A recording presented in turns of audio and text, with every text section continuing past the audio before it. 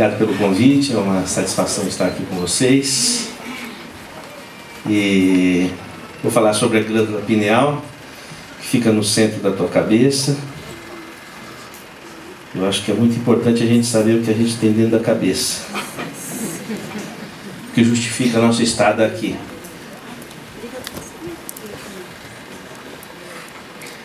Agora é interessante que eu fiquei refletindo o que tem a glândula pineal a ver com aspectos socioambientais, né? E tem tudo a ver. Porque a pineal fica bem no centro do cérebro. Você vai encontrar pineal desde a pineal filogeneticamente é muito antiga. Peixe tem pineal, por exemplo. E quando a cabeça do animal é translúcida, a pineal tem retina, como a retina dos olhos, e capta a luz de forma direta. A nossa cabeça, por não ser translúcida, a pineal ela teve uma transformação. Ao invés de captar luz, ela capta o magnetismo de forma direta, porque o magnetismo transfixa a caixa craniana, e a luz é captada pela retina dos olhos. Da retina vai... Porque nem tudo que você capta pelos olhos vai formar imagem. Parte da luz que você capta vai para regular a pineal.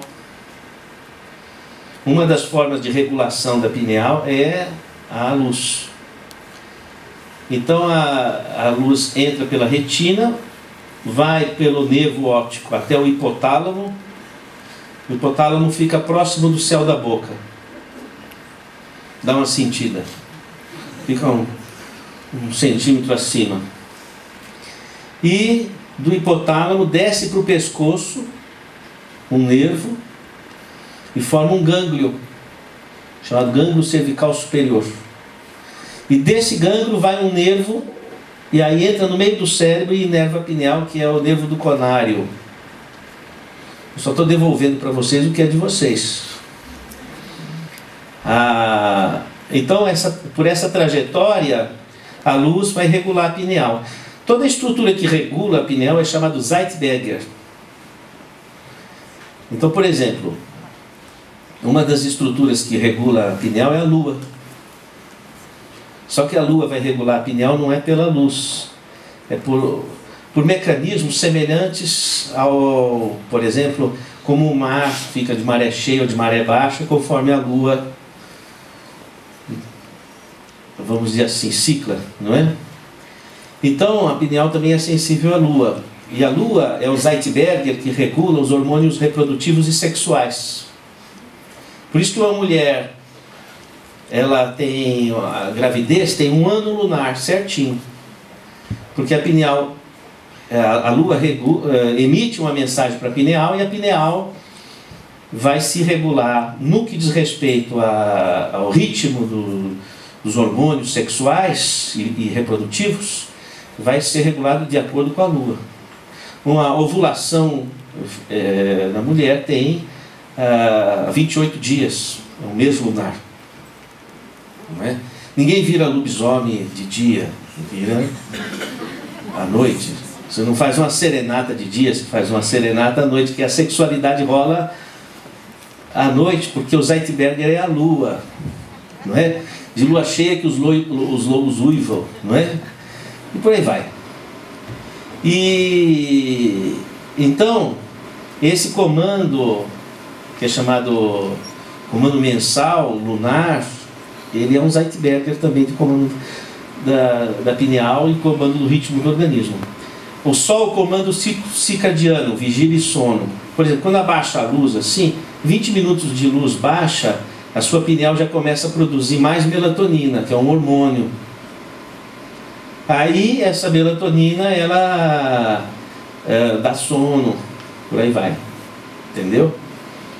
Então a glândula pineal, ela vai ser responsável por captar as ordens rítmicas astrofísicas, para que nós estejamos conectados com a mesma fonte e haja uma coordenação entre os seres vivos. Então, os nossos organismos, eles funcionam sincronizados a partir desses Zeitbergers. E assim também os animais. Então, nós estamos em sincronicidade com a natureza, porque nós captamos as ordens de comando rítmico das mesmas fontes. E aí nós traduzimos essa fonte para o nosso organismo de uma forma equalizada. Estou sendo claro na questão? Então, a glândula pineal, ela nos conecta com a biosfera. Ela faz com que a gente responda de uma forma uniforme e coordenada, referentemente às transformações astrofísicas. E isso nos coloca em sincronicidade rítmica, e cada espécie tem a sua ritmicidade, e assim a natureza se compõe. E nesse contexto é que a pineal tem a ver com aspectos socioambientais. Acho que convenci, foi convincente a argumentação? Eu tinha que encontrar algum ponto de referência, não é? Mas de fato é essa a motivação. Veja que coisa interessante.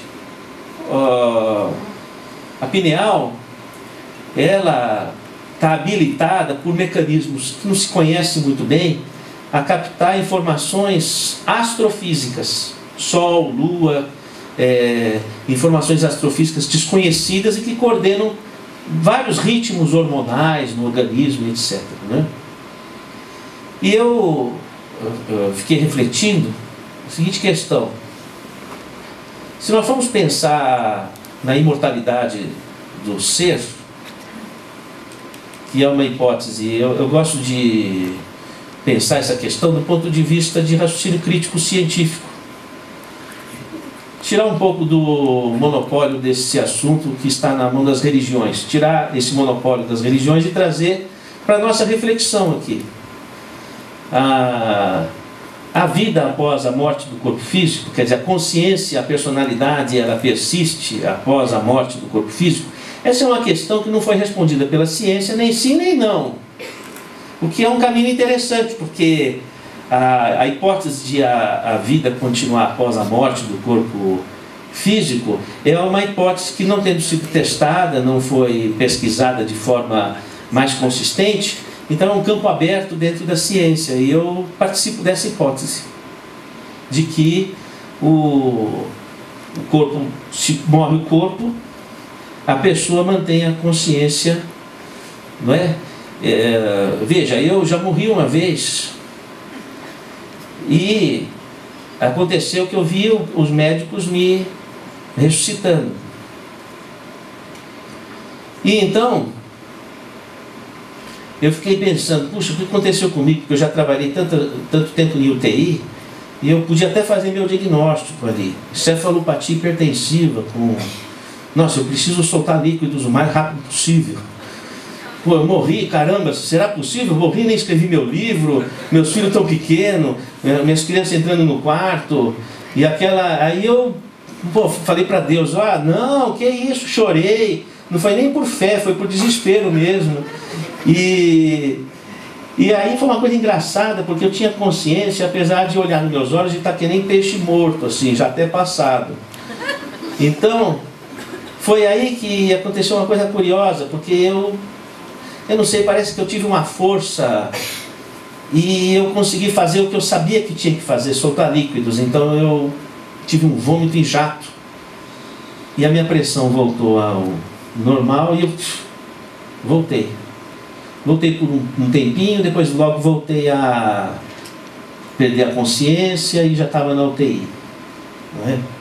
Inclusive eu fui internado na faculdade, no Hospital das Clínicas, da Faculdade de Medicina, que é a faculdade que eu dou aula. Então eu cheguei, mas cheguei anônimo, mesmo eu não sabia nem quem eu era. E logo quando eu pude responder alguma pergunta, o residente do hospital disse: vamos fazer o seu diagnóstico. O que aconteceu? Sei, eu caí. Perdeu a consciência? Eu falei, não perdi. Não, deixa eu explicar melhor. O meu corpo perdeu. Mas eu estava vendo tudo.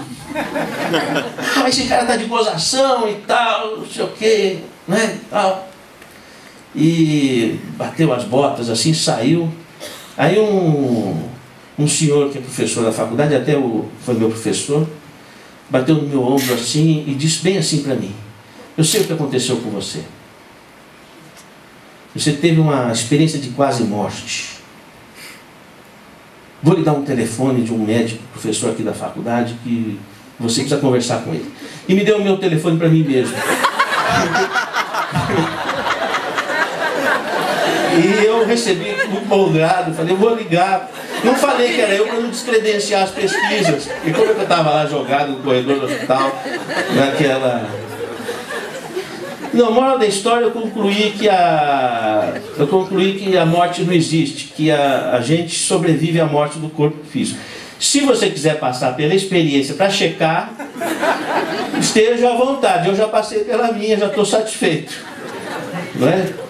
E então, o que acontece é o seguinte: o René Descartes, já ouviram falar de René Descartes, né? 400 e tantos anos atrás, ele dizia o seguinte, tem um livro que ele publica, L'Âme et le Corps, a alma e o corpo. Ele diz que a alma se liga ao corpo pela glândula pineal. Interessante a questão. Será mesmo que liga pela glândula pineal? Aí, valeria a pena você fazer uma reflexão. A glândula pineal é o único órgão do corpo que lida com a dimensão espaço-tempo. O tempo é uma dimensão do espaço, é a quarta dimensão. Não tem nenhuma, não é a tireoide, não é o ovário, não é o testículo, não são as adrenais. É a pineal que é capaz de lidar com a dimensão tempo. É ela que... E o tempo é a quarta dimensão do espaço. Albert Einstein provou isso. Então, a pineal é a glândula que lida com a quarta dimensão. Pô, já começou interessante, né? Porque se existe vida após a morte, ela está da terceira dimensão para lá. Seria a quarta dimensão, a dimensão holográfica, não é? E é interessante que a palavra tempo, ela vem do grego temenos. Temenos significa o espaço onde o espírito se projeta sobre a matéria, porque na época da Grécia Antiga o tempo não era de relógio, o tempo era tido como sendo o comando rítmico que a espiritualidade exercia sobre a natureza. Então era o temenos. Então o espírito, a divindade, reagia sobre a natureza e criava a sequência dos fatos, dos eventos e etc. Então era o temenos. Da palavra temenos surgiram duas. A palavra tempo, que perdeu aquela concepção de espaço, depois ganha quando Albert Einstein esclarece que o tempo é a quarta dimensão. E a palavra templo, que manteve a concepção de espaço onde o espírito se projeta sobre a matéria, onde a divindade se projeta sobre a matéria. A palavra templo manteve essa concepção.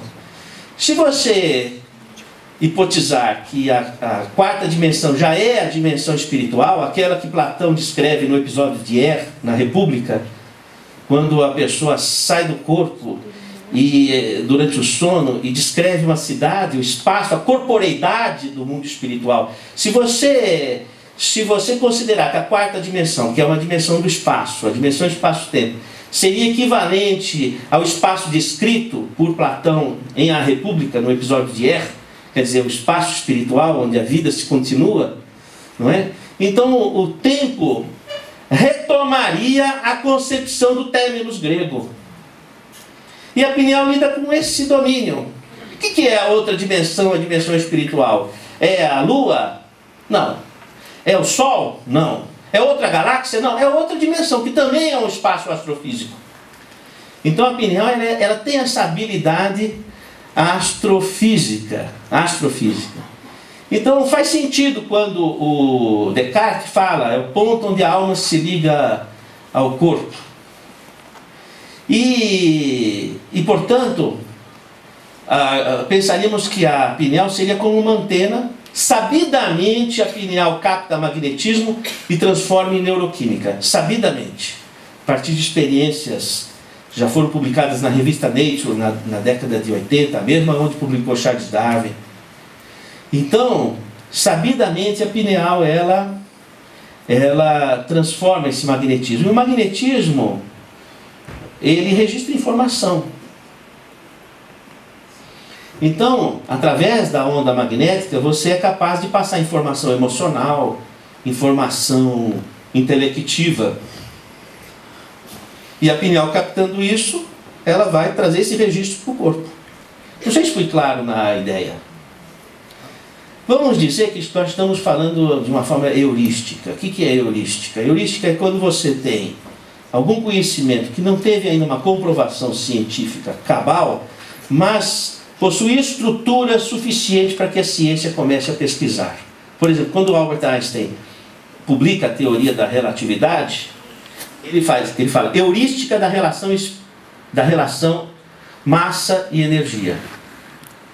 Por que heurística? Ele não tinha provado, mas as ideias que ele elaborou tinham uma estrutura tão sólida que a ciência poderia correr na pesquisa em torno daquela questão, e foi o que aconteceu. Então eu diria que esse raciocínio que eu estou colocando, ele é a heurística da relação espírito-matéria, o corpo-espírito, vamos dizer assim. Então, retomaríamos Machado de Assis, quando em Memórias Póstumas de Brás Cubas, ele vai dizer: a mente se debruça sobre o trapézio do cérebro. Quer dizer, não é o cérebro que gera a mente, mas a mente que ocupa o cérebro. Você comanda o seu cérebro. Olha, veja, se você fizer uma tomografia funcional, você vai poder observar que o que você pensa, o que você imagina, aumenta a circulação sanguínea nas áreas cerebrais pertinentes ao seu foco de pensamento. Por exemplo, você estava lembrando de alguma coisa, a área da memória hipocampal, a área da memória, aumenta a irrigação sanguínea naquela área, aumenta o consumo de oxigênio e de glicose, que é a área que está sendo usada, onde se projeta a memória, onde ela extravasa. Então ali incrementa. Por exemplo, falando de uma forma metafórica, uma pessoa que gosta de falar mal da vida alheia, um fofoqueiro, uma fofoqueira, a área da fofoca no cérebro fica mais irrigada, cria músculo quase, porque ela está usando, e a pessoa cada vez fica mais capaz de utilizar a sua língua ferina, não é? Então o que acontece? O que você usa na sua mente reforça no seu cérebro aquele padrão. Está claro a ideia? Então, o seu cérebro é um instrumento seu. Quando Machado de Assis fala, a mente se projeta sobre o trapézio do cérebro, é a mente, é a sua personalidade, é a sua intencionalidade que movimenta o teu cérebro. Daí, se você, por exemplo, está muito baixa autoestima, eu não sirvo, não dá, o que vai fazer? As áreas cerebrais que te levam à percepção dos seus aspectos limitadores, ela fica mais forte. Então a tua percepção de realidade, vamos dizer assim, que te leva a aspectos limitativos, fica reforçada. Aí você não encontra solução, não encontra saída. Se você pensar que aquela pedra no caminho, né, como dizia Drummond de Andrade, havia uma pedra no meio do caminho havia uma pedra. Mas essa pedra pode não ser um obstáculo, pode ser um degrau, e você sobe na pedra e enxerga mais além. Então, uma pessoa que enxerga o lado positivo daquilo que é difícil, daquilo que aparentemente é um obstáculo, ela vai estar reforçando no cérebro a abertura da circuitaria nervosa que te permite enxergar soluções e encontrar aspectos construtivos na realidade que vive. O cérebro fica esperto para abrir toda a circuitaria de percepção e você enxerga respostas onde antes você não enxergava. Bom, o que está acontecendo? Você está começando a assumir domínio do teu cérebro. Pensar, imaginar, provoca alteração no cérebro. Antigamente pensava-se que a imaginação era como uma realidade virtual, como uma imagem de um espelho destituído de representatividade física, mas Alice atravessou o espelho. O pensamento, que é uma energia. Por que o pensamento é uma energia? Porque o pensamento, quando você pensa, se há consumo de glicose, se há movimentação microcirculatória no cérebro, então o pensamento movimenta a matéria. Toda força que desloca a matéria é energia. Então, fisicamente, o pensamento é concebido como energia. E essa energia é um produto da tua personalidade, da tua volição, da sua vontade. E essa vontade vai acionar no teu cérebro os circuitos de percepção que você está buscando. Muito importante saber o que a gente quer. Já Fernando Pessoa se preocupava com a questão. Dizia ele: nasci sem saber falar e vou morrer sem ter sabido o que dizer. Sou como uma abelha no campo sem flores. A gente precisa saber para o que a gente veio ao mundo. Qual é a sua missão?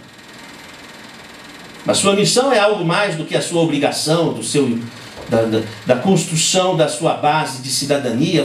Vai um pouco além disso. É o seu contributo para a humanidade. É aquilo que contribui para uma humanidade justa e fraterna. É o seu contributo para isso. É o algo mais que você realiza. Quando você encontra esse foco dentro da sua vocação e aptidão, você tem aquela euforia saudável de viver e o teu cérebro reage abrindo a circuitaria nervosa que te leva à percepção construtiva de toda a realidade que te cerca, ainda que essa realidade seja o desafio de uma pessoa difícil, de uma relação difícil, de uma doença, de um problema financeiro, de um problema interior, seja o que for. Então, você tem um domínio sobre a tua estrutura cerebral. E como é que isso aconteceria? Quer dizer, você emite uma ordem de comando para o corpo através de forças magnéticas. E o sensor responsável por isso seria a glândula pineal. E se tirar a pineal, o que acontece? Eu tenho vários pacientes que não têm pineal. Como tatu também não tem. Então, o que acontece? A pessoa, ela fica um pouco aérea. Falta um pouco de conexão com a biosfera. Eu falei que a pineal nos coloca em contato, né? Então parece que viajou Brasil-China várias vezes e perdeu aquele fuso horário, não é? A pessoa fica muito perceptiva, como se tivesse usado talvez um pouco de êxtase. Então, porque eu tinha uma paciente que ela usava êxtase, que eu desaconselho. E ela dizia para mim assim: doutor, foi demais. Não preciso te explicar, doutor, o senhor não vai acreditar em mim. Não é? Eu danço e a banda me obedece. O senhor precisa de ver o que foi aquela rave. Eu danço e a banda me obedece. Não é possível. Não. Eu tenho como princípio primeiro acreditar nos meus pacientes. Quando eu era estudante, meus amigos falavam que eu acreditava nos loucos e eu não perdia mania ainda. Eu falei: puxa, deve ser verdade o que ela está falando. Como que isso poderia ser uma verdade? Né? Muito simples.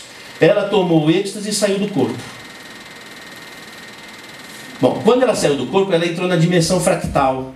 Ela não estava na nossa dimensão aqui, ela estava já numa dimensão quase do mundo espiritual. No meio do caminho, né? Dimensão fractal. Não era a quarta dimensão, é 3,5. O que acontece com os harmônicos do som quando percorre a dimensão fractal? Qual é a velocidade do som aqui no nosso ambiente? 340 metros por segundo.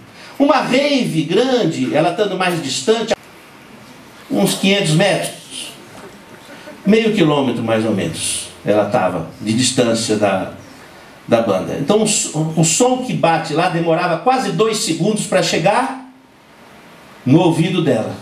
Mas só que ela estava desdobrada. Quanto demora o som para chegar numa pessoa ali em cima? Imediato. Então ela ouvia o som da banda e já mandava uma ordem de comando para o corpo. Quando o som chegava no ouvido, ela já estava dançando.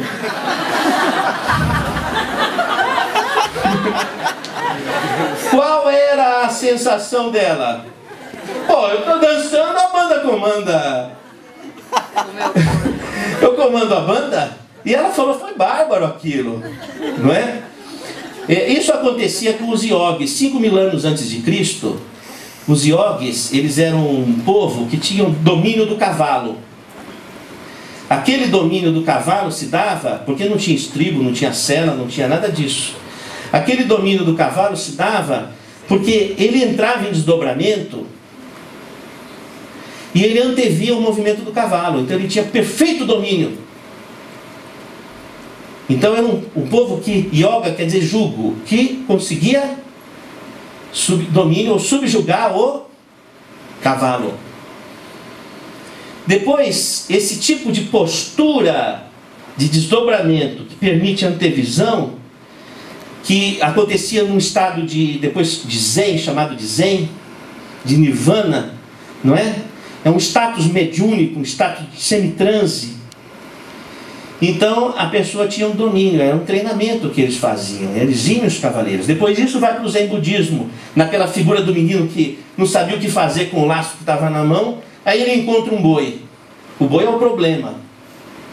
O que eu faço com esse boi? Vou laçar o boi. Ele laça o boi reluta, ele sobe em cima do boi, o boi reluta e acostuma. Está dominando o problema. Aí ele vai até a casa dele, conduzindo o boi desiste, dorme, e ele dorme em cima do boi. Resolveu o problema. É subjugar o problema. É o zen do zen budismo. Não é? Daí Jesus Cristo fala, meu jugo é leve, quer dizer, minha yoga é leve, meu fardo é suave. Porque naquele estado de transe, de desdobramento, onde o amor fulgurava, ele tinha domínio sobre as coisas. Fácil. Como o yogi tinha domínio sobre o cavalo, daí jugo, não é? Então, acontece que a moça com o êxtase, ela não tinha domínio de nada, ela estava meio confusa. Mas se ela soubesse fazer a mesma coisa que o êxtase, mas sem precisar do êxtase, porque o êxtase te leva para o transe, mas você não sabe voltar. Esse é o problema. Agora, quando você vai por você sabe voltar. E esse mecanismo todo tem a ver com a glândula pineal, que faz essa ligação e tem uma elasticidade. E mais do que isso, a pineal é uma antena, ela pode captar e você sentir o que o outro sente. Ou pode captar uma personalidade de uma pessoa que já morreu. Como é que é isso? Machado de Assis também vai explicar em O Alienista, vai cair no vestibular. Simão Bacamarte, o psiquiatra, ele vai dizer para o seu discípulo, né? Porque Simão Bacamarte ele veio da Europa para implantar em Itaguaí um hospital psiquiátrico e fazer pesquisa sobre a causa da loucura. E lá ele instala, tira das ruas as pessoas que estavam alucinando, delirando, e começam as pesquisas no hospital psiquiátrico, que é o hospício A Casa Verde. Tinha janelas verdes. E ele tinha os alunos dele, e ele estava em busca da causa da loucura, né? Depois o livro continua interessante, porque ele começa a observar que não eram só as pessoas que deliravam e que alucinavam que eram loucas. Tinha uma pessoa que era teimosa que nem uma porta. Por mais que você convencesse, ela não saía. Ele achou que teimosia era loucura e internou os teimosos das cidades também. Tinha uma pessoa que fala empolada, falava muito mais do que aquilo que realmente era. Ele achou que as pessoas vaidosas eram loucas também, internou, não é? O hospício, ele começou a ficar rico, inclusive. A mulher dele foi para o Rio de Janeiro, comprou sapatos e vestidos. Ele achou que consumismo era loucura, internou a esposa também. Aí o pessoal se rebelou e tal, o barbeiro da cidade se levanta contra, derruba a Câmara Municipal. Precisamos derrubar o hospício Dom Pedro, o hospício Casa Verde, precisamos derrubar e tal. Se elege o prefeito com essa proposta. Depois ele via que ele podia ter ganhos pecuniários com o hospício, resolve fazer um acordo com o Simão Bacamarte. O Simão Bacamarte achou que a hipocrisia é loucura e internou o prefeito também. Depois, quando ele viu o hospício cheio, ele falou, pô, será que eu que estou louco? Ele resolve desinternar todo mundo e se interna assim, que é o que a gente faz até metade da vida. Que a gente se decepciona com todo mundo. Porque nós sempre vamos decepcionar as pessoas e as pessoas vão nos decepcionar, né? Não se vive sem perdão. Mas nesse livro, o Simão Bacamarte, o psiquiatra, fala para os alunos dele, descobrir a causa da loucura. São espíritos zombeteiros que se intrometem na mente da pessoa e a fazem enlouquecer. Não é? Então, o Código Internacional de Doenças, o CID-10, colocou um diagnóstico muito interessante. Não sei se você já perguntou para o seu médico se você porta essa comorbidade. É o item F44.3, estados de transe e possessão. Já é diagnóstico médico. Hoje o médico é obrigado a saber quando a pessoa entrou em transe ou quando ele enlouqueceu, porque tem uma diferença. Porque a loucura do transe, quando a pessoa não tem domínio e ela perde a crítica da razão, no estado de transe é uma loucura que vem de fora e desequilibra a pessoa. A loucura psiquiátrica é a pessoa que é desestruturada em si. Viu a diferença?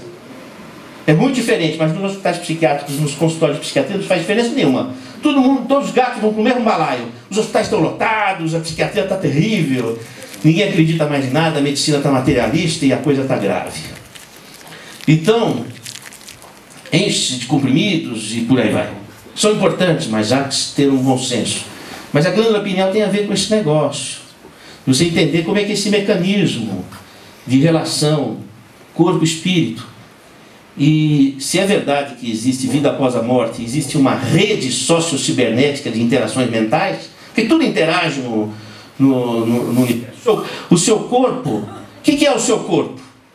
O seu corpo é a anatomia que você estudou na escola, mas veja bem, a sua pele não tem Streptococcus epidermidis. Não estou rogando praga, eu estou explicando o que é. É uma bactéria boa. Uma bactéria boa. Se tirar o Streptococcus epidermidis, a pele mofa, cria fungo da micose. Por quê? Porque essa bactéria protege. O intestino, 2/3 do seu cocô é bactéria. Desculpa falar. Mas eu não queria revelar essa. Não é? Você vê, o cineclube socioambiental, eu tenho que falar da socioambientabilidade do corpo. A Escherichia coli, se não é Escherichia coli, não se faz digestão. O trato genital tem bacilos de Doernerline, você não mofa. E então, a boca, Streptococcus salivaris, já não vai ser mais a mesma coisa. É uma chuva de Streptococcus salivaris. Se você fica usando muito Cepacol, muita coisa assim, você mata o Streptococcus salivaris, aí começa a dar sapinho, começa a mofar a boca, vamos falar assim. Porque essas bactérias protegem. Quer dizer, você administra um ecossistema no seu próprio corpo. Bem-vindo à natureza. Você não é só você é uma rede de interação de seres vivos. Não é? Então, assim também a mente. Ninguém pensa ou sente sozinho. A mente, ela caminha por ondas magnéticas. Veja bem, você está na estrada e você tem aquele sem parar. E você vai a 30 metros da porteira, a porteira identifica quem é você, se você pagou a conta. Se não pagou, ela não abre. Ela vai até a tua conta bancária, faz as contas e checa se pagou ou não pagou. Se pagou, ela abre. Como é que ela sabe disso? Pelas ondas magnéticas. Ó, veja bem, se uma porteira pega informação por onda magnética, quero crer que aqui somos mais que uma porteira. Tem gente que não é. Mas estou falando do pessoal lá fora. O pessoal aqui é mais que uma porteira. Então você acha que o nosso cérebro vai ser regido pela serotonina que brigou com a menina? Que o médico fala, não, a sua serotonina brigou lá com a hidroxitriptamina, com a sua adrenalina, aí você ficou lelé da cuca. Você acha isso? Ora, veja, mais inteligência. Se a porteira registra informação por onda magnética, o seu cérebro está no computador quântico para lá. Então você pensou, você fez conexão. Com além e com a quem. É lógico, só falta você perceber isso. Quer ver uma questão curiosa? Quantos tipos de órgãos do sentido a medicina reconhece? Sim. Quantos? Sim. Isso, 23. Segundo os registros dos livros de histologia. Você não usa seus 23 órgãos dos sentidos conhecidos? Lógico que usa, você só não tem consciência disso. Nós temos muito a descobrir sobre o nosso universo perceptivo. Por exemplo, seu pé está dentro do sapato. Só que você não tinha percebido isso até eu ter falado. Quer dizer, a informação você está captando, mas a sua atenção não estando voltada para aquilo, você não percebe. Então, muita coisa você capta e não percebe. Aí vem aquele choro que não sabe do que se chora, aquela tristeza que não sabe de onde vem a tristeza, aquela briga que não sabe de onde surgiu, aquela persecutoriedade, aquele pensamento intrusivo que não sabe de onde veio. Como não sabe? A nossa mente, olha, lembra da porta, cria volume.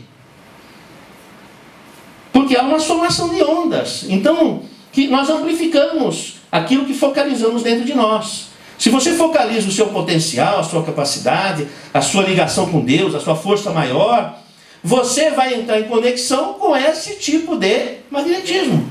E isso amplifica essa força dentro de você. Então, a glândula pineal, quando ela mexe com onda magnética, ela está mexendo com coisas uma usina de ondas mentais. Não é? Acharam importante a glândula pineal? Porque para eu poder começar a aula. Se vocês não acharem importante, então eu fiz o seguinte, eu peguei umas glândulas pineais de pessoas que já tinham morrido, mas eu não matei essas pessoas, elas já estavam mortas, e eu tinha que descobrir a causa mortes dessas pessoas, então eu tive que cortar o cérebro, e aí eu aproveitei e dei uma bicadinha na pineal para tirar uma fotografia. E fiz umas imagens para vocês verem um pouco de glândula pineal que eu queria mostrar para vocês. Vamos lá? Aí, podia apagar essa luz aqui da frente, talvez? Será?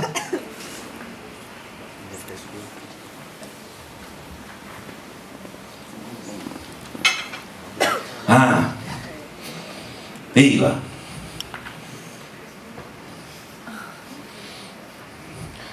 É quase do tamanho de um clítoris. Porque a pessoa fala, que tamanho que é? É pequenininho. É só isso? O clítoris é só aquilo, o que faz?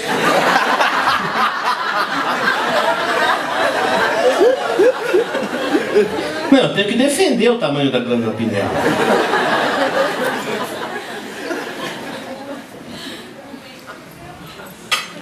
Que vai olhar, o aluno vai olhar, fala, cadê? Aqui. Aonde? Aqui. Onde eu estou pondo a caneta? Debaixo da caneta. Só isso? Aí eu tenho que explicar, né? Que o só isso pode ser muito. Então aqui essa... Vamos ver outra. Que é outra... Era outra pessoa, que é o corpo de uma pessoa que já foi, naturalmente.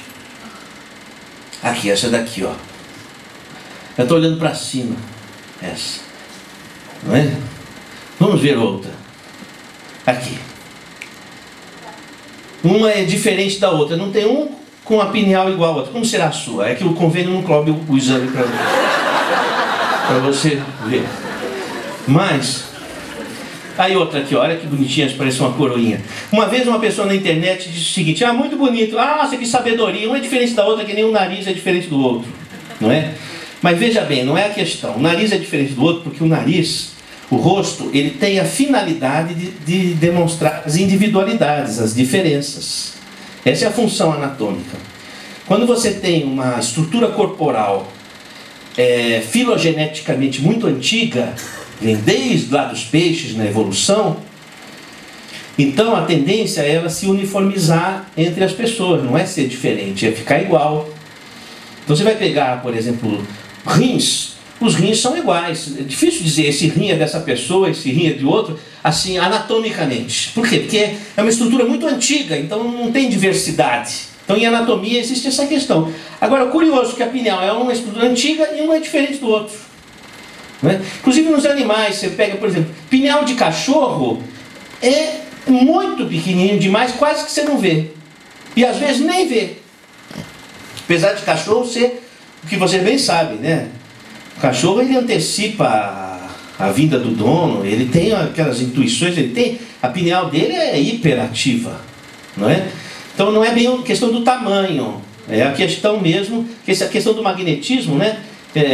Às vezes, quando menor o aparelho, mais sensível ele é. Então não tem a ver com o tamanho. Mas a gente vê formas diferentes, porque tem a ver com a individualidade também, que se projeta ali na construção anatômica, não é? Vamos para o próximo, por favor? Ali, outra pineal aqui.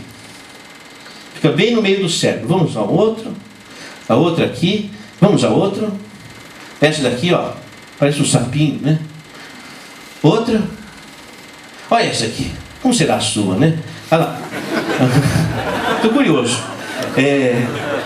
Vamos para outra, por gentileza. Aqui, ó, essa aqui é exemplar. Olha que pineal exemplar. Nossa. Maravilha. Pineal maravilhosa. Outro. Essa. Outro. Bom. Você deve ter uma tomografia cerebral. Alguém deve ter uma tomografia do cérebro.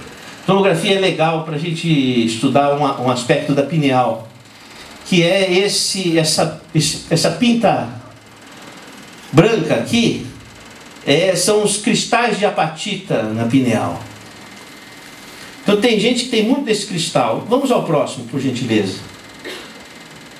Ali, ó. Próximo. Próximo. Pronto. Cortei uma pineal no meio e pus no microscópio eletrônico. Aumenta lá as milhares de vezes, não é? E percebi o seguinte, olha que interessante.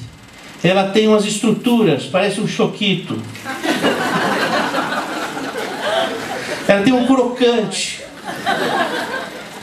Não é? Está vendo esse crocante? Vamos ao próximo, por favor. Ah lá, são bolinhas. São bolinhas. Colocando na microanálise, são cristais. Cristais de apatita. Aí eu pensei assim, engraçado, né? A pessoa costuma dizer assim, não tem bola de cristal na cabeça? Tem. Tem bola de cristal na cabeça. Se você pensava, tem. Olha que belezinha. Esses são cristais da pineal. Todo mundo tem. Tem gente que tem mais. Isso dá uma característica diferente. Quem tem menos, tem mais desdobramento, saída fora do corpo. Quem tem mais cristal, puxa mais para si, aquele que recebe o espírito. Entendeu? Aquele que tem menos, tem uma tendência mais dominante de sair fora do corpo, fazer mais viagem astral. Vamos para o próximo, por gentileza? Olha lá, descascando o cristal, ele tem a forma, na verdade, ele tem a forma de amoras, ou das circunvoluções cerebrais. Próximo, por gentileza. Aí, ó. Então, antigamente se pensava que a pineal na puberdade ela se calcificava e perdia a função. Mas as micrografias mostram que na verdade não ocorre um calcinático da glândula com perda de função, como se fosse uma pedra de rim. Mas a construção de estruturas de forma organizada, inclusive em alvéolos, semelhante aos dentes, que também tem apatita. O esmalte dentário também é apatita. E também forma alvéolos, como os dentes. Você não vai dizer que a boca da pessoa calcifica. Que bela criança formando os dentinhos, a boca já está calcificando. Você não fala assim, porque na verdade é uma calcificação funcional. Talvez o melhor nome fosse biomineralização. Não é? Biomineralização. Talvez o melhor nome fosse esse. Vamos ao próximo, por gentileza. Aí, se você fratura um cristal, você vê que ele é formado por lamelas concêntricas. Ó, fraturando aqui a tampinha, caiu um pedacinho aqui, né? Que é o complemento. Então, esse cristal é formado por lamelas. Vamos ao próximo. Fazendo um raio-x, lamelas concêntricas. Não parece um tronco de árvore? Toda a estrutura da natureza que recebe o comando rítmico do Sol tem essa forma. Como é que uma árvore desenvolve? Não é através da fotossíntese que vem pelo Sol? Então é a mesma coisa. A pineal não capta a luz do Sol através da retina, e essas estruturas vão formar igual a madeira. Então a idade da árvore você não sabe pela essa por essas circunvoluções, a idade da pessoa também. Então essa aqui é uma pessoa jovem. Vamos ao próximo. Essa é uma pessoa de mais de 80 anos. Tem muitas lamelas e finas, e elas se acavalam. Então acontece semelhante a uma árvore. Tá? Porque do mesmo jeito que a árvore capta o sol pela fotossíntese, nós captamos o sol pelas vias anatômicas, neuroanatômicas, para regular também o nosso corpo. Só que a gente não faz exatamente a fotossíntese. Embora muitas vezes há pessoas que ainda vegetam. Olha, eu vou dizer vegetar. Quando eu digo vegetar, é a pessoa que tem muito a realizar e não faz. Não estou falando de certas metáforas negativas, quando se fala, por exemplo, de pessoas portadoras de deficiências extremas, não é? Porque a pessoa portadora de deficiências extremas é um espírito lutando com um organismo com expressões de percepção que nós desconhecemos. Então aquela pessoa que ela está ali com aquela tetraplegia, tetraparesia, cego, surdo, deitado, aquele chamado PC, paralisia cerebral, com deficiência mental, tudo aquilo ali, um dia a humanidade vai conhecer o que ele está percebendo, o que ele está pensando, com que luneta ele está vendo o universo que nós não estamos vendo. Então essas pessoas estão trabalhando com recursos que nós desconhecemos. Então é diferente, estou fazendo alusão ao jurista que diz que os anencéfalos, eles vegetam. A nossa ignorância não chegou ao ponto de saber que tipo de realização e de percepção, com que luneta esses nossos irmãos, seres humanos com direito à vida, enxergam o mundo. É isso que estou dizendo, não é? Eu falei, o vegetar é às vezes a pessoa inoperante diante da missão que tem a realizar. Vamos ao próximo slide, por gentileza. Isso aqui é interessante. Olha, esses cristais, eles têm circulação sanguínea. Então aqui são vasos sanguíneos. Então são estruturas vivas. Tá? Por que eu fiz questão de fotografar essas estruturas? Para mostrar que esses cristais são ativos.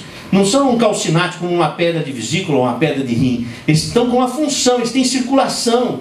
Então existe troca metabólica, interatividade. Então quando há todo aquele jogo magnético, isso daí reflui para a circulação. E a circulação chega em tudo quanto é parte do corpo.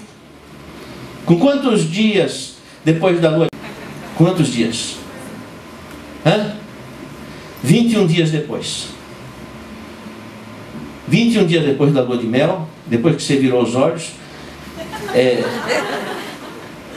o coração está funcionando. Por quê? Porque ele precisa mandar sangue, os vasos sanguíneos estão se formando ali para mandar sangue. Porque sem sangue não funciona nada. E o que tem sangue tem função. Então aqui, esses cristais têm função. Até é interessante, no embrião, a mesma área que forma o coração, forma a boca.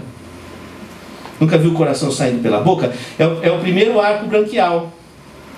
E também forma as mãos. Nunca sentiu o coração na mão? Por isso que o beijo é uma doação do coração. E estender a mão também é estender o coração. É um reflexo atávico da vida embrionária. E a pineal, ela recebe essas emissões do coração através dessa microcirculação que torna a pineal o órgão mais irrigado do cérebro. Tá? Portanto, com uma função presumida importantíssima. Vamos ao próximo, por gentileza.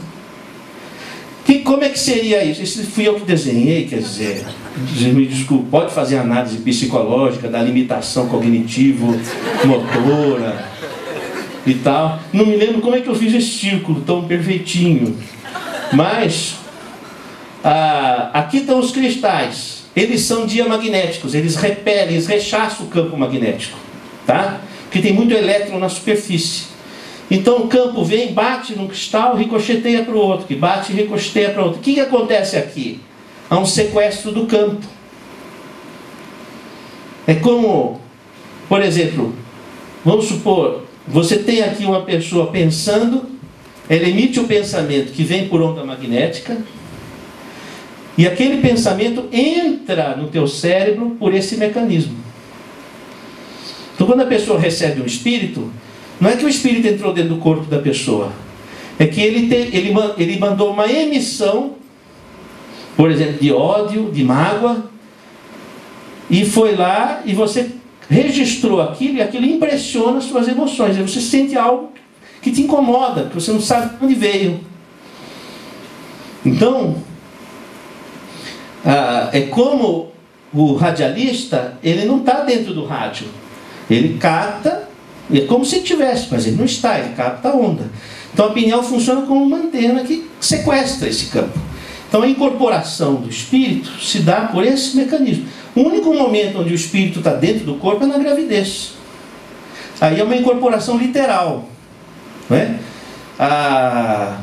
Por isso, inclusive, você veja que interessante, a mulher, quando ela está no pré-menstruo, como é que é o corpo da mulher no pré-menstruo? Ela está com útero, com endométrio, pronto para receber o embrião, não é? Os seios com os ductos lactíferos proliferados. Ela está com um corpo parecido com o corpo de grávida, é ou não é? Ela está pronta para receber um espírito. Se não veio o espírito reencarnante, veio o espírito de porco. Ela fica louca. Entendeu? Agora, se ela tiver boa sintonia, pode vir uma luz, alguma inspiração do alto, não sei, alguma coisa. Por isso que a sintonia é bom, senão dá muito sintoma. Que a pessoa, a mulher no pré-menstruo, ela está captante. Ela está captante porque ela vai receber uma outra pessoa, ela está preparada para isso. Só que se ela não recebe uma outra pessoa, ainda assim ela está aberta para receber o que é, do ponto de vista, não é? Então é muito sintomático, a TPM é muito mediúnica, vamos dizer assim. Não é? Eu poderia dizer que a transa é um transe. Porque é uma sessão, você transa, um incorpora o outro, não é? Que o transe mediúnico da relação sexual é uma incorporação mútua de duas pessoas que se amam. Então ocorre a sintonia de almas e os corpos se atropelam. E aí depois disso pode vir a materialização de um espírito que entra dentro do útero. Começa ali a desenvolver-se. É uma sessão espírita. Eu não quero estragar o prazer de vocês, mas depois pensa nisso. Não, aí é melhor nós resgatarmos Fernando Pessoa novamente, quando em Alberto Caeiro ele vai dizer assim: quem pensa está doente dos olhos, a vida não foi feita para pensarmos nela, mas para estarmos de acordo. Né? Vamos ao próximo, por gentileza. Bom, o que acontece? Quando a pineal capta, ela vai mandar aquela emissão, por exemplo, ela captou uma onda de mágoa, a pessoa tem amargura, ela capta a mágoa, porque é afinidade. Aí aquilo pode impregnar o lobo frontal, ela começa a ter ideias, começa a delirar, porque quando a pessoa tem mágoa, ela desconfia de quem ela está magoada. A mágoa gera desconfiança. É uma sequência assim. Se você não ocupa o espaço que você tem que ocupar, realizando o que você tem que realizar, entendeu? Então você fica com baixa autoestima, porque você não está realizando a tua missão. Aí começa a abrir espaço para a mágoa. Você vai cobrar do outro, que o outro realize aquilo que você gostaria que ele realizasse. Você projeta. Aí aquela mágoa gera desconfiança. Aí pronto, aí criou, não é? Então o lobo frontal fica impregnado de ideias negativas. Bom, se a pineal capta e ao contrário disso vier para o hipotálamo, a pessoa pode ter alteração das áreas de comportamento que transitam pelo hipotálamo, do sono, a fome, a sexualidade, a agressividade, a autoagressividade. Ou pode ter um descontrole dos hormônios, ou um descontrole autonômico. Então, que veio por uma interferência externa, uma interferência espiritual, provocando uma reação no cérebro que se reflete no organismo com desordens que o médico tem dificuldade de diagnosticar e de medicar. O psicólogo tem dificuldade de encontrar a raiz da questão, porque falta o entendimento desse outro sistema que é o sistema espiritual, esse metasistema que se articula com o sistema biopsicossocial. Vamos ao próximo, por gentileza. Aí, ó. Quem é a pessoa? É o corpo ou aquele que saiu do corpo? Não é? Então, essa é uma grande questão da ciência. Vamos ao próximo, por gentileza. Passando mais um. Outro. Outro. Aqui, ó. A pineal capta e aí vai para o hipotálamo e afeta esse quadrilátero psicobiofísico. Fome, sexualidade, agressividade ou sono. A pessoa começa a ter as bulimias nervosas, ou alimenta-se pelo que não precisa, a sexualidade com distúrbio. Eu não estou falando homossexualidade ou heterossexualidade, estou falando desencontros do entendimento sexual. O sono, insônia, a hipersonia, a agressividade, a depressão, a alta agressividade, o suicídio. Tem um suicídio a cada 10 minutos. Enquanto nós estamos conversando aqui, né, já houve pelo menos 6 suicídios. Então é uma coisa muito grave. E a pessoa, quando eu já salvei vários suicídios, a pessoa relata que primeiro ela começou a ouvir vozes, dizendo o que ela tinha que fazer. Depois ela começou a ver tudo escuro. Depois aquelas vozes ficaram irresistíveis e ela começou a assumir o comando daquela voz. E aí ela comete o ato. Então tem uma coisa espiritual. Esse negócio não é só para ser resolvido no comprimido. Sabe? Nós temos que pensar nessas coisas. Vamos para o outro, por gentileza. Acabou. Tem mais? Não? Tá. Bom, gente, eu me coloco à disposição para a gente conversar sobre o assunto, se vocês tiverem interesse na questão. Não é?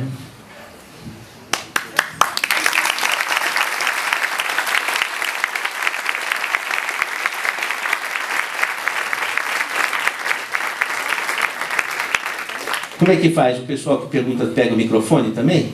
Só um minutinho. Tá ok.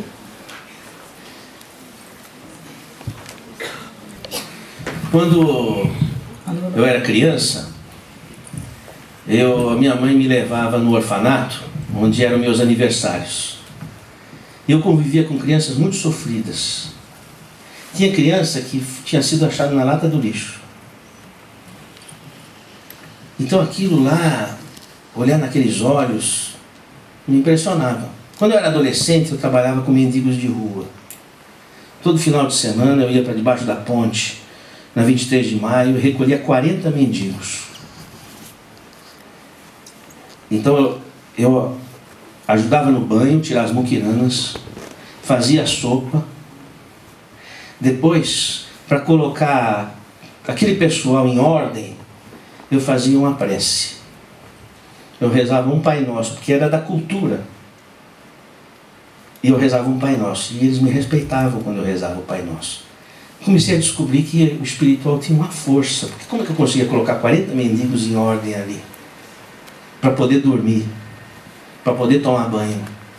E aquela descoberta foi uma coisa extraordinária. E eu trabalhava com um carcereiro da prisão. Ele me dizia assim, ó, cuidado que esse pessoal é perigoso. Não é? Você vai ter que ter moral. Se você não tiver moral, você não leva. E uma vez um rapaz, que eu não deixei ele entrar porque ele estava bêbado, porque eu não deixava ele entrar quando estava alcoolizado, para não incentivar o álcool. Aí ele pôs uma faca no meu pescoço. Eu olhei bem nos olhos dele, com muito amor. E ele baixou a faca e saiu. Voltou no dia seguinte sem beber. Comecei a descobrir a força do espírito.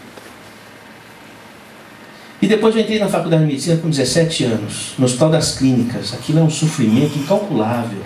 Incalculável.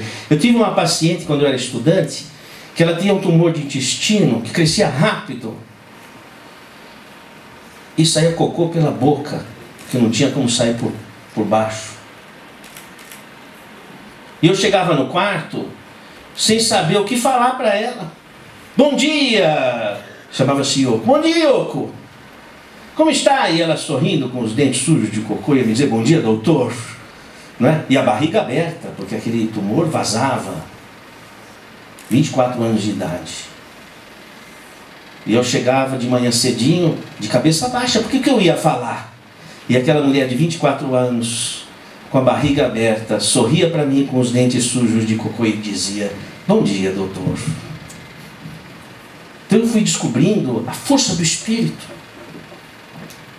Porque às vezes você convive com uma pessoa debaixo do mesmo lençol e passam-se anos e você vai dizer: você nunca me viu, você nunca me reconheceu. Porque não é o corpo, é o Espírito. E às vezes uma pessoa que deixou saudade tão distante que você já não toca mais e ela faz acelerar teu coração. É o Espírito. Como é que eu não haveria de descobrir o Espírito? Porque o que é enxergar uma pessoa se não é compreendê-la? O que é ver um Espírito? É enxergar o outro. É compreender o outro. E você só compreende uma pessoa se você ama. E o amor é uma força do Espírito? Ou vai dizer que é o desequilíbrio de sódio e potássio? Por esses caminhos a gente vai descobrindo. Mas eu ainda estou tentando enxergar as pessoas. Ainda estou tentando enxergar o que está por trás da matéria, o que está por trás do olhar.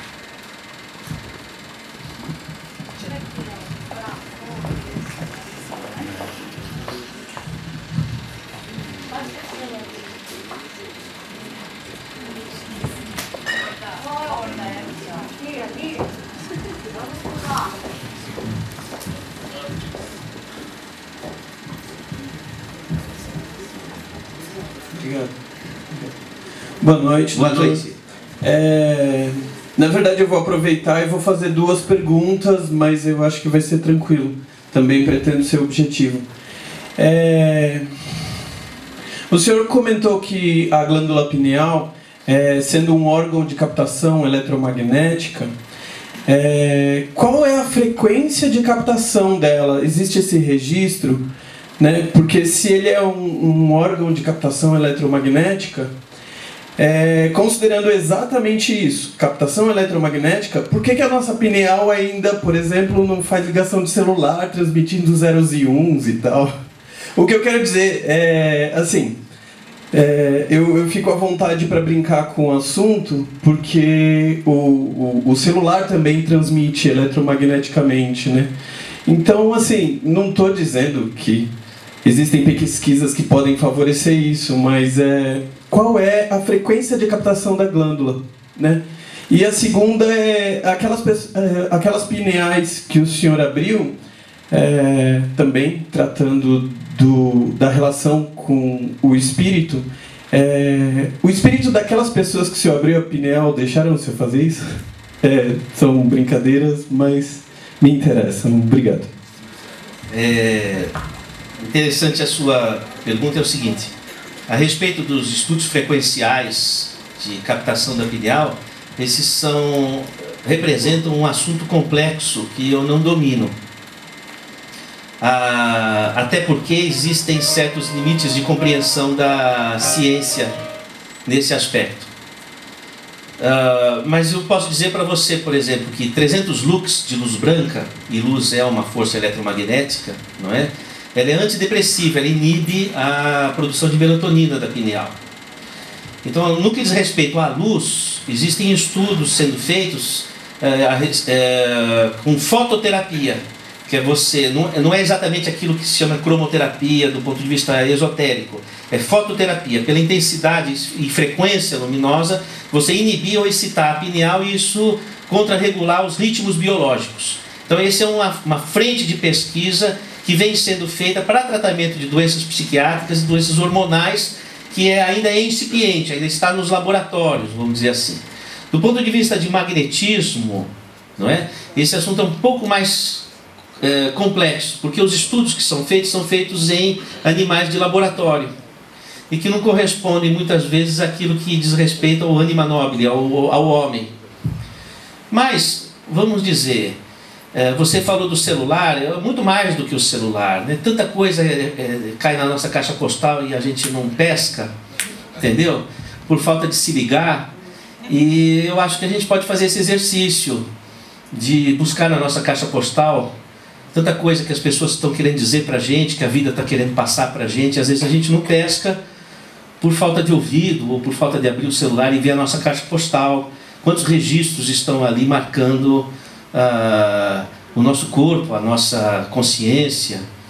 E aí eu acho que a frequência que permitiria essa captação íntima é a frequência do amor, da solidariedade, do perdão, da simplicidade, da fraternidade. Eu acho que essa frequência seria perfeita para conseguirmos acessar essa caixa postal. Oi, aqui. Depois de ouvir você falar, assim, e também muito pela pergunta do colega, eu fiquei pensando um pouco numa situação que a gente se coloca meio vulnerável, assim, a gente fica recebendo esses estímulos e se você for um pouco mais sensível, você acaba se relacionando com ele e todas as respostas que você vai dar a partir desses estímulos que você recebeu. E eu fico me perguntando um pouco como é que a gente se relaciona com isso. É uma situação passiva ou a gente tem que ter uma consciência disso e a partir da consciência disso se relacionar com isso? É um pouco assim, que me preocupa talvez um pouco assim, tudo isso que a gente está sendo exposto, sabe? Boa pergunta. Eu vou antes responder a segunda pergunta do colega, que é o seguinte, por um acaso, eu estava dissecando um cadáver e havia comigo um amigo que morava no interior, estava fazendo estágio em São Paulo. E ele me contou uma história curiosa.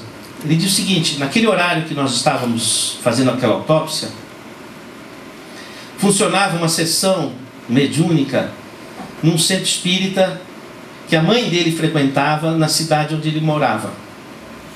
E que havia uma manifestação que coincidia com a hora da autópsia. Muito estranha, que a mãe ligou para ele perguntando o que estava acontecendo, porque manifestou-se uma personalidade que dizia o seguinte, mais ou menos nesses termos: o que estão fazendo conosco? O que é isso? Por que estão abrindo os nossos corpos? E aí, essa personalidade olha e diz assim, mas interessante, e aquela luz que está vindo irresistível, não é? Duas pessoas chegando muito sérias, e aquilo apaziguou o espírito.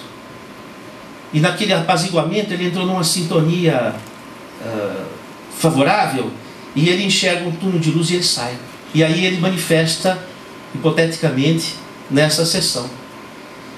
O que se entendeu é o seguinte, como eu estava com uma postura de muita seriedade e respeito para com aquele cadáver, e de profundo agradecimento pela possibilidade que ele estava dando da medicina progredir e beneficiar a humanidade, e então aquilo criou uma psicosfera, e era sincero a minha posição, então aquilo criou uma psicosfera favorável. E essa é uma questão que eu sempre fiz questão de fazer. Num hospital ou num centro de verificação de óbito, é aquele respeito, aquele amor, aquela seriedade, e aquele espírito de colaboração, de humanidade, e isso daí gera uma energia que, via de regra, abre caminhos para possibilidades, como foi o caso dos registros dessas pineais. Eu tenho certeza que quando eu desencarnar, as duas primeiras pessoas que eu vou abraçar foram aqueles que contribuíram para essa pesquisa nos cérebros que avaliei. A respeito da amiga, veja bem, a mediunidade ela é como uma árvore. Você vai abrir uma copa para o além, mas precisa ter raiz, que é o que você realiza no mundo. O primeiro espírito que você precisa receber é você mesmo. Você precisa ocupar o seu espaço da sua missão, daquilo que você tem que fazer. Se você ocupa o seu espaço, nada ocupa esse espaço. Agora, se você não ocupa o seu espaço, não domina as suas faculdades, não domina, não caminha onde você tem que caminhar, não resolve o que você tem que resolver, o espaço fica aberto para o alheio.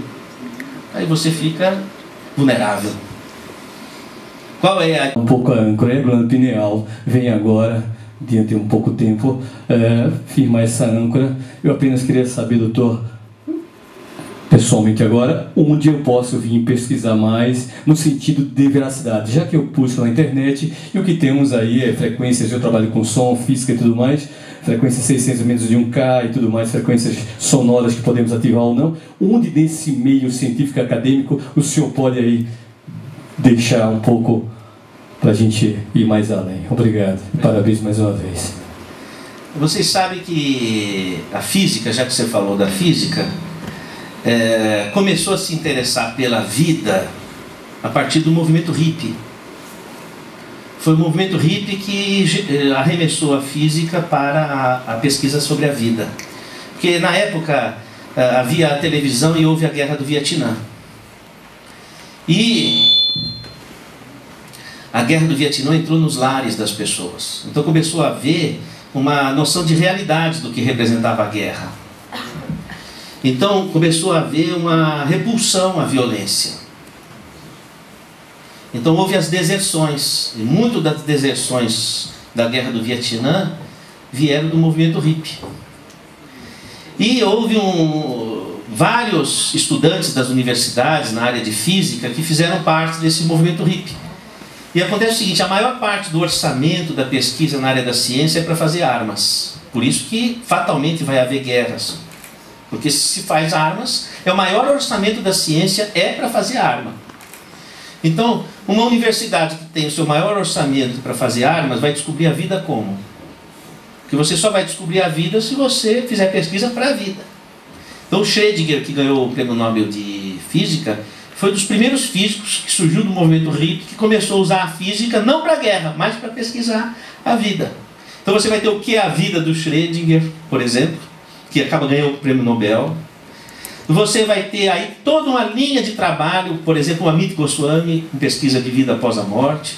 Aí você vai ter laboratórios curiosíssimos nos Estados Unidos, como o do Gary Schwartz, da Universidade do Arizona, laboratório de pesquisa sobre vida após a morte, através dos estudos da mediunidade e da comunicação com aparelhos, com grants do governo americano.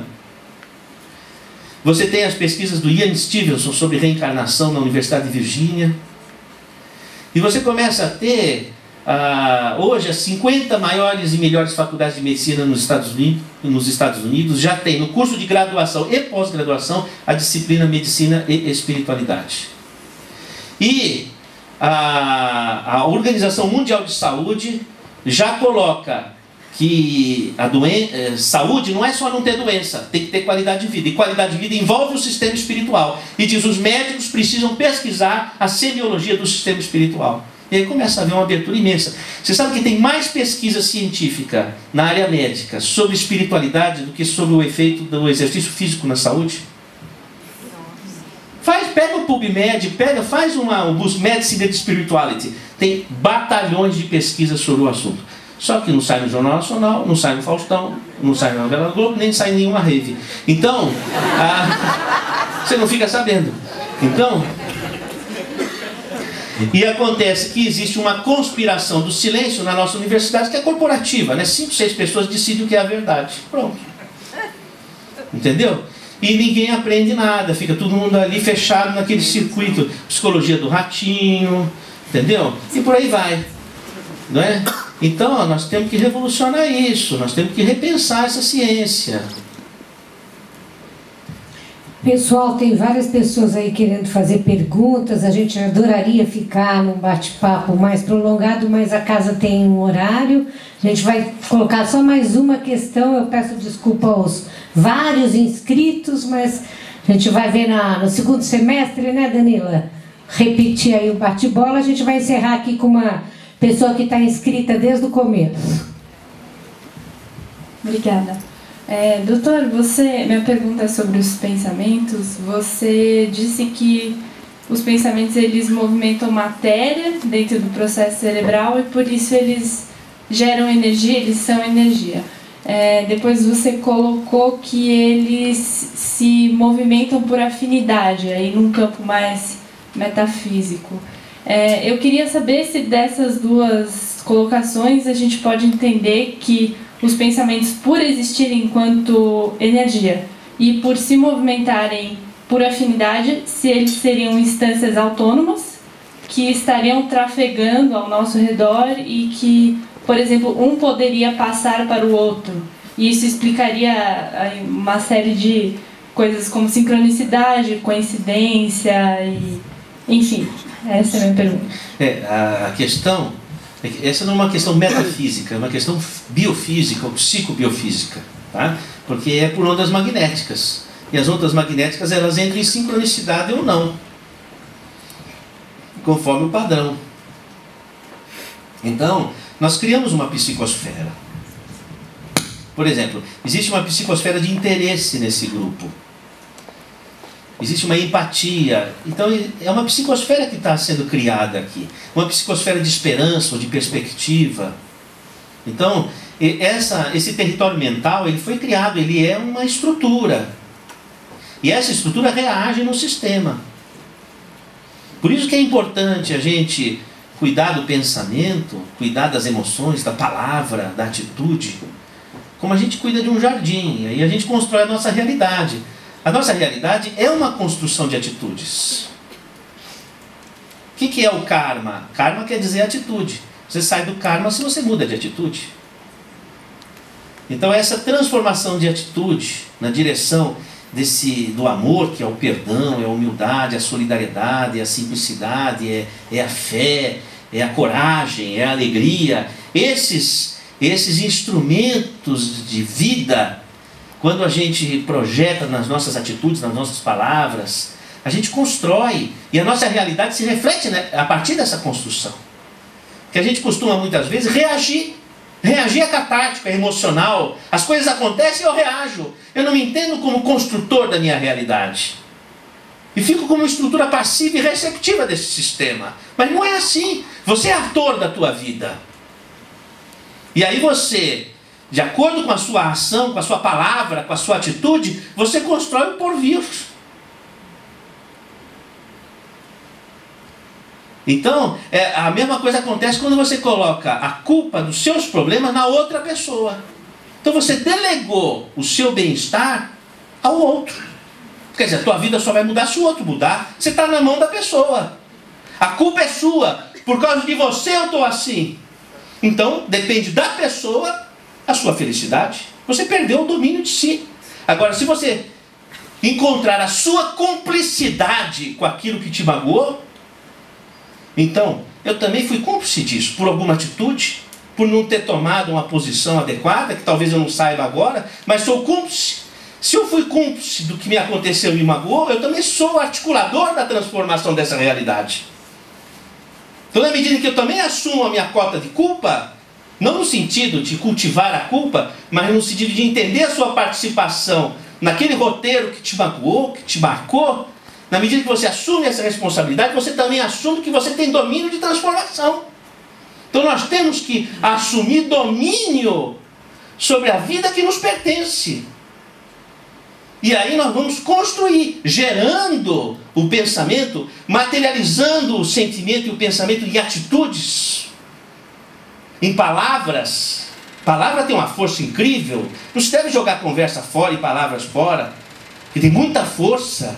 E isso pode construir ou destruir. E tudo isso não é metafísica, isso é psicobiofísica.